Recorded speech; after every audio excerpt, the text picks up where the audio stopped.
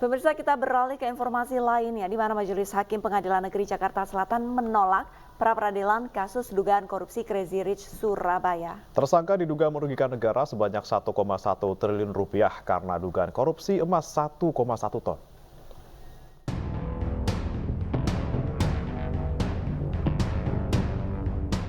Pengadilan Negeri Jakarta Selatan menolak pra-peradilan kasus yang melibatkan Crazy Rich Surabaya Budi Said atas dugaan korupsi emas logam mulia.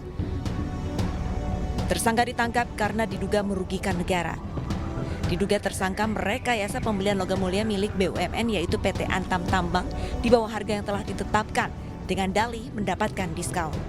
Periode transaksi pembelian tersangka dari bulan Maret hingga November 2018.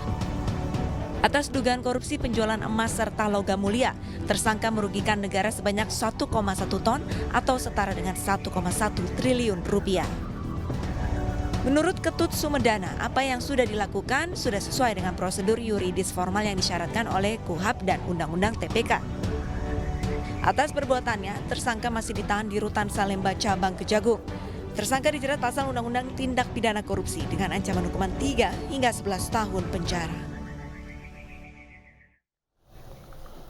Lalu pemirsa, bagaimana perkembangan kasus korupsi yang melibatkan Crazy Rich Surabaya yang diduga merugikan negara sekitar 1,1 triliun rupiah. Kita sudah terhubung dengan Kepala Pusat Penerangan Hukum Kejaksaan Agung Ketut Sumedana. Selamat siang Pak Ketut. Selamat siang Mas, apa kabar? Baik, Alhamdulillah. Baik Mas Ketut.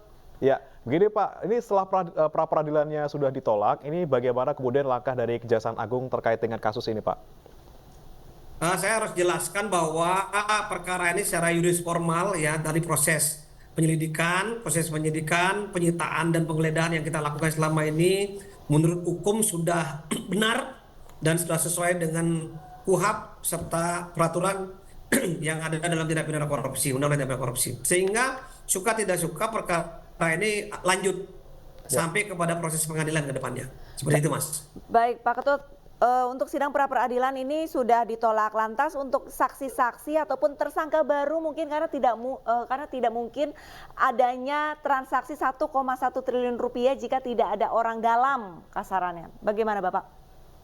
Sampai saat ini kami lagi intens ya mau melakukan serangkaian pemeriksaan untuk dalam rangka membangun konstruksi yuridis dan pemberkasan ya. Sampai saat ini kami sudah memeriksa 52 saksi lebih dan sudah menetapkan 2 tersangka dan tidak menutup kemungkinan sekali lagi ada tersangka-tersangka lain yang akan kami tetapkan terkait dengan kerjasama pihak internal Antam dengan broker dan sekaligus juga dengan BS, tersangka BS. Dan tunggu perkembangannya saja gitu.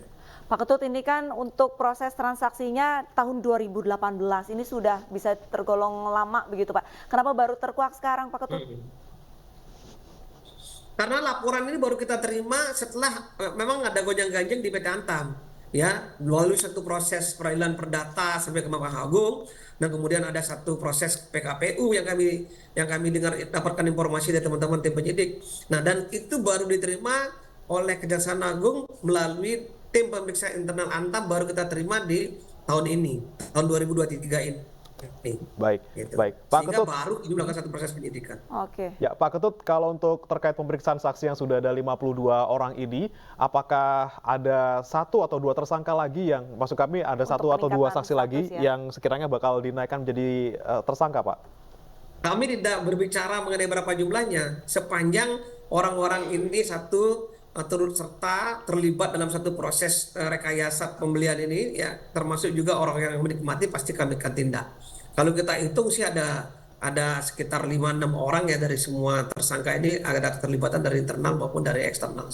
Oke. Pak Ketut, selain pemeriksaan saksi, apakah barang bukti berupa emas juga sudah disita?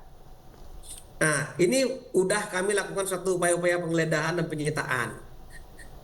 Cuma kami belum bisa merinci secara gamblang berapa jumlahnya ya, tapi harus termasuk uang cash juga sudah kami lakukan penyitaan. Nah, ketika nanti proses pemberkasan sudah selesai, pasti kami akan melakukan upaya-upaya yang lebih ekstra lagi dalam rangka bagaimana melakukan recovery aset atau pengembalian aset dari pemerintah dalam hal ini PT Antam.